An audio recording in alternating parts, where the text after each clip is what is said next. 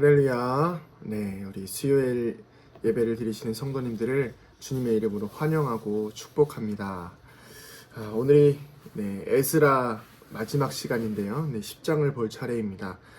또 공교롭게도 오늘이 2020년의 마지막 수요일입니다.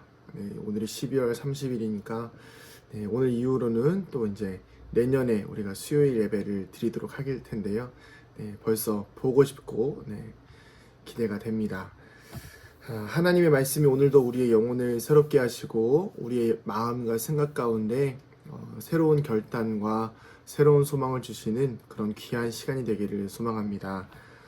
오늘 말씀은 이방 여인들과 결혼한 이스라엘 백성들이 에스라의 눈물의 기도를 통하여서 반성하면서 하나님께로 돌아오는 장면입니다. 에스라가 10장으로 이루어졌는데 보통 마지막 장에는 이렇게 회개하는 장면이나 그런 부분들이 들어가기가 좀 어려운데 에스라에서는 하나님께 돌아오면서 회개하는 장면으로 마무리를 짓고 있습니다. 오늘 말씀을 통해서 우리가 회개에 집중하는 것도 중요하지만 어떤 에스라와 또 이스라엘 백성들과의 관계를 통해서 오늘 하나님 앞에 바로 서게 되는 공동체의 특징을 좀 알아보려고 합니다. 하나님 앞에 바로 서는 공동체는 어떤 특징을 가지고 있는지 함께 말씀을 통하여서 나눠보고자 합니다. 먼저 하나님 앞에 바로 서는 공동체의 특징은 함께 아파할 수 있어야 한다입니다. 즉 공감할 수 있어야 한다는 것이지요. 10장 1절에 보면 이렇게 나와 있습니다. 제가 읽어볼게요. 에스라가 하나님의 성전 앞에 엎드려 울며 기도하여 죄를 자복할 때에 많은 백성이 크게 통곡하매 이스라엘 중에서 백성의 남녀와 어린아이의 큰 무리가 그 앞에 모인지라. 아멘.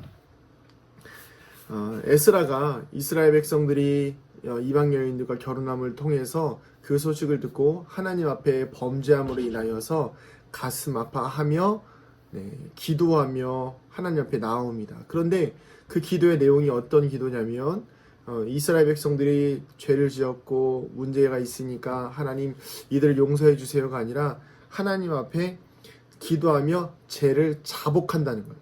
내가 죄인이라는 것을 인정한다는 것이죠. 사실 에스라는 전혀 죄를 짓지 않은 상태입니다. 그렇지만 그럼에도 불구하고 이 이스라엘 백성의 모든 죄를 자신의 죄로 여기며 함께 죄의 무게를 감당하고 있는 모습을 볼 수가 있는 것입니다. 사랑하는 성도님들, 회복되는 공동체를 보면 한 가지 특징이 있는데 그게 무엇이냐면 함께 웃고 함께 울고 그 모든 공동체의 책임과 짐을 함께 나눠지는 것들을 볼 수가 있습니다. 초대교회가 그러했죠. 모든 소유를 함께 나누고 모든 책임을 함께 공유하며 모든 상황들을 함께 하나님 앞에서 기도하며 해결해 나갔던 모습들이 바로 초대교회의 모습이죠. 그 모습들을 통해서 그 교회는 부흥했던 것을 볼 수가 있습니다. 이 에스라의 죄를 자복하는 모습, 자신의 죄처럼 여기는 모습을 통해서 바로 우리는 이 예수님의 모습을 볼 수가 있는 것입니다. 예수님께서는 사실 전혀 우리와 상관이 없으신, 전혀 우리의 죄와 관계 없으신 분이신데 우리의 조물주로서 피조물인 우리의 연약함을 보시고 함께 가슴 아파하시면서 직접 이 땅에 내려오셔서 죄인의 모습으로 죄인의 무게를 감당하시는 그 예수님, 이 에스라와 또 그리고 이 예수님의 모습을 통해서 볼 수 있는 그 공동체의 짐을 함께 짊어지는 그 모습의 근간은 바로 사랑이라는 것입니다. 사랑이 있었기 때문에 함께 아파할 수 있고 함께 공감할 수 있었다는 것입니다. 그리고 공감할 수 있는 것이 바로 중요하지요. 오늘 우리 은강교회 공동체 가운데에 이 사랑이 함께 예수님의 사랑이 있기를 소망합니다. 사랑이 있어야지만이 서로를 품을 수 있고 서로의 죄를 덮을 수가 있습니다. 서로의 허물을 덮어줄 수 있습니다. 남 탓하지 않고 내 탓이요 할 수 있는 것입니다. 하나됨의 이 마음이 얼마나 중요하냐면 에스라가 이렇게 눈물로 기도하는 모습을 보자 이스라엘 백성들이 그 에스라의 모습을 보고 에스라 곁으로 모여들어서 함께 크게 통곡하며 웁니다. 그런데 뭐 남녀노소 할 것 없이 모두 모여서 함께 기도하며 눈물 흘리더라는 것입니다. 이것만으로도 하나됨이 시작되는 것이죠. 죄의 시작은 분열입니다. 죄의 시작은 분열이고 분열로 인해서 죄가 계속해서 번식하게 되는 것인데, 이 에스라 앞에 모여서 함께 그 마음에 공감하며 눈물을 흘릴 수 있다는 것은 이미 이스라엘을 향한 하나님의 회복이 시작되어졌다는 것입니다. 사랑하는 성도님들, 우리가 하나 되어지기를 소망합니다. 새로운 다가오는 한 해에는 우리가 더 하나 되어지고 더 사랑하고 더 공감하고 더 함께 눈물을 흘리면서 서로 판단하고 서로 지적하고 서로를 위해서 막 안 좋은 마음으로 가지고 살아가는 것이 아니라 서로의 연약함을 보면서 함께 공감하고 또 함께 눈물을 흘리고 또 각각의 개개인의 삶의 아픔들과 좀 고민들을 통해서 함께 눈물을 흘리며 기도할 수 있는 그런 우리 은강교회 공동체가 되어지기를 소망합니다. 네, 이렇게 첫 번째는 함께 아파할 수 있어야 되는 것이 하나님 앞에 바로 서는 공동체의 특징인데요. 두 번째는 무엇이냐면 바로 이 죄를 발견했을 때에 철저한 결단이 필요하다는 것입니다. 죄가 없는 것은 아닙니다. 문제가 있습니다. 이스라엘 백성들이 이방 여인들과 하나님의 명령을 어기고 결혼을 했지요. 그렇다면 이제 결정되어지는 것은 무엇이냐면 철저한 회개, 철저한 결단이 필요하다는 것입니다. 자, 우리 10장 3절을 읽어보겠습니다. 곧 내 주의 교훈을 따르며 우리 하나님의 명령을 떨며 준행하는 자의 가르침을 따라 이 모든 아내와 그들의 소생을 다 내보내기로 우리 하나님과 언약을 세우고 율법대로 행할 것이라. 아멘. 자, 여러분, 이방 여인들과 결혼해서 하나님 앞에 회개하고 돌이킨 것이 결단이 무엇이냐면 바로 아내와 자녀들을 다시 그 이방 땅으로, 그러니까 쉽게 말하면 생리별하기로 결단했다라는 것입니다. 하나님의 명령을 준행하기 위해서 자신의 아내와 자녀를 내보내기로 결단한 것이죠. 여러분, 사실 이게 말씀에 나와 있고 또 구약 성경에 나와 있으니까 간단하다라고 생각할 수 있겠지만, 여러분 생각해 보시면 부부가 결혼할 때는 사랑해서 결혼하죠. 아무리 이방 여인이어도 사랑하지 않으면 결혼할 수 없는 것입니다. 인간의 정과 또 자녀들도 있지요. 그 자녀가 얼마나 귀합니까? 눈에 밟힐 만큼 선한 그 자녀 있겠지요. 그 자녀들이 잘못이 없을 거예요. 그런데 하나님의 명령, 하나님의 말씀을 준행하기 위하여서 자신들이 어쨌든 시작했던 그 죄의 뿌리들을 끊어내는 것입니다. 이방 여인들 자체가 죄의 근원은 아니지만 하나님의 명령을 어긴 것에 대한 책임을 지기 위한 결단이라는 것이죠. 여러분, 힘든 결단이지만요, 하나님의 기준대로 살아가는 것이 맞습니다. 사실 가장 좋은 것은 이런 힘든 상황을 만들어내지 않는 것이 가장 좋은 것이지만, 혹시라도 우리의 이런 선택들로 인해서 이방 여인들과 결혼하게 됨으로 인해서 계속해서 이방의 자녀들이 태어나게 되죠. 이런 것을 만들지 않는 것이 좋지만, 혹시라도 신앙이 빼앗길 위험에 놓여 있다라고 한다면 가정보다는 하나님을 선택하시기를 권면합니다. 왜냐하면 이게 정말 중요합니다. 가족에 대한 사랑이 우선인가, 하나님에 대한 순종이 우선인가? 쉽게 말하면 인간을 사랑하는 것이 맞는가, 하나님을 선택하는 것이 맞는가? 신앙이 큰 난제이지요. 그러나 우리가 볼 때 난제인 것 같지만 하나님의 기준에서 보면 하나님을 사랑하는 것이 우리에게 가장 큰 우선되는 계명이기 때문입니다. 가족을 사랑해서 가족을 선택하면 하나님이 슬퍼하시고 또 그것들에 대한 대가들이 오게 됩니다. 그러나 우리가 하나님을 선택하면, 하나님을 바라보고 하나님께 의탁하면 모든 것에 대해서 하나님이 선한 길로 이끌어 가시는 것을 볼 수가 있다는 것입니다. 이스라엘 백성들은 하나님을 선택했습니다. 하나님께 나아가기로 결단했지요.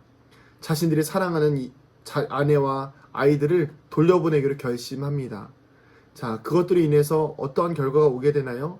이스라엘이 다시 하나님의 백성으로 돌아오게 되고 다시 이스라엘 백성으로서 하나님의 선민으로서 선택된 백성으로 이 땅에서 평안과 위로와 복을 누리며 살아가는 백성이 될 수 있었다라는 것입니다.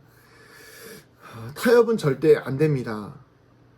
결혼한 사람들을요, 한 사람도 빠짐없이 조사하는 내용들이 오늘 말씀에는 나옵니다. 왜 이렇게 중요할까요? 이 112명에 달하는 사람들이 이방 여인들과 결혼한 것을 79일에 걸쳐서 조사를 합니다. 철저하게 조사해서 그들 모두가 하나님께 돌아오기를 촉구한다는 것이죠. 그러나 말씀에 보면 반대하는 사람들도 있습니다. 이방 여인들과 결혼한 것들에 대해서 나는 여전히 그들과 살아가기로 결단하겠다라고 그들과 살아가기로 결정한 사람들도 있습니다. 그러나 그러한 선택 가운데에서도 그들을 돌로 치거나 그들을 정죄하지 않습니다. 그러나 중요한 것은 무엇이죠?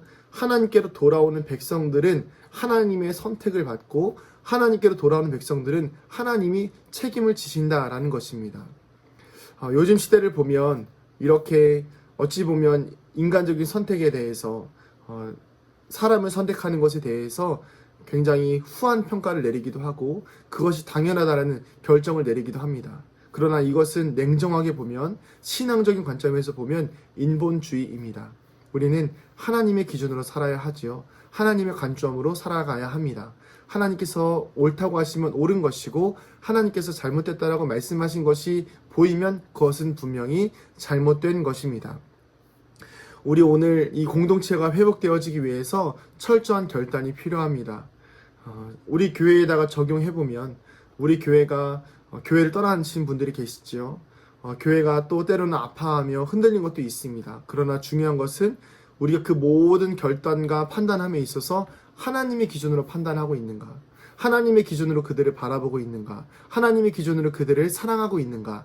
우리에게 이것이 정말 중요한 기준이 될 것입니다. 사랑하는 성도님들, 철저한 결단이 우리에게 있어지기를 소망합니다. 그래서 우리 공동체가, 우리 은강교회 공동체가 또 우리의 가정이 하나님 기준으로 돌아가는, 그래서 하나님 앞에 회개하고 잘못을 했다면 철저하게 깨닫고 돌아오고 철저하게 끌어낼 수 있는 그런 믿음의 삶이 되시기를 소망합니다. 마지막 세 번째 가장 중요한 것인데요. 바로 이 죄를 가볍게 넘어가서는 안 된다라는 것입니다. 오늘 말씀에 보면 제가 계속해서 공동체의 회복이라고 이야기하고 있습니다. 한 사람의 죄가 아니죠. 112명에 달하는 사람들이 이방 여인들과 결혼했습니다. 어찌 보면 112명이라는 거 보면 굉장히 큰 수처럼 보이겠지만 이스라엘 백성들이 전체 인원이 약 4만 명입니다. 4만 명 중에 112명이라고 하면 사실은 보이지도 않는 숫자이겠지요. 아주 작은 잘못처럼, 아주 작은 죄처럼 보일 것입니다. 그러나 더 쉽게 보면 공동체 안에서는 생채기조차 드러나지도 않을 만한 그런 작은 죄입니다. 그런데도 이렇게 이 에스라 10장 마지막을 할애해 가면서 이렇게 크게 드러내고 부각하고 에스라가 눈물을 흘려가면서 기도하는 이유는 그렇게까지 이 잘못된 부분을 부각하는 이유는 무엇이냐면 아무리 작은 잘못도 아무리 작은 죄의 문제도 하나님을 만나고 하나님의 백성이 되는 데에는 큰 걸림돌이 될 수 있다는 것입니다. 우리는 적당한 부정, 또 적당한 죄, 적당한 잘못은 괜찮다고 생각합니다. 횡단보도 그냥 막 건너도 괜찮다고 생각하고요. 하나님의 관점으로 볼 때 마음으로 짓는 죄 정도는 괜찮다고 합니다. 살인하지 않으면, 간음하지 않으면 그렇게 크게 보이지 않는 죄가 아닌 이상은 괜찮다라고 생각합니다. 그러나 여러분, 댐이 무너지는 것은 아주 작은 구멍에서 시작한다는 것을 기억하시기 바랍니다. 이스라엘 백성이 출애굽 당시에 가나안 땅으로 들어갔을 때에 여리고성을 점령합니다. 그러나 그 다음 작은 아이성을 점령하는 데는 실패합니다. 그 이유가 무엇입니까? 여기 나오는 122명처럼 죄를 여러 사람이 지은 게 아닙니다. 단 한 사람 아간이 죄를 지었기 때문입니다.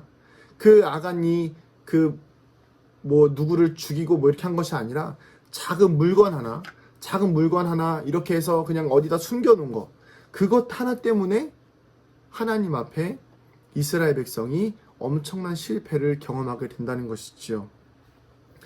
자, 오늘 이 죄의 작은 부분도 회개하는 것이 중요하다는 것이 우리의 마음속에 깊이 새겨지기를 소망합니다. 우리 공동체를 세워가기 위해서는 우리의 삶의 작은 연약한 부분들, 또 그리고 때로는 괜찮다고 생각하는 부분들이 쉽게 공동체 안에서 뭐 상처 줘도 되고, 또 문제를 일으켜도 되고, 물질적으로 좀 부정을 저질러도 되고, 이런 부분들이 괜찮다라고 생각하고 넘어가기 시작하는 순간 공동체에는, 또 교회에는, 또 하나님의 나라에는 구멍이 생기기 시작한다는 것입니다. 하나님은 절대 선을 가지신 분입니다. 하나님의 기준에서는 괜찮은 잘못은 없습니다. 이 정도는 용서해 줄게, 이런 것 없습니다. 무조건 다 죄입니다. 우리가 이 하나님의 기준을 가지고 이 땅을 살아가기를 소망합니다.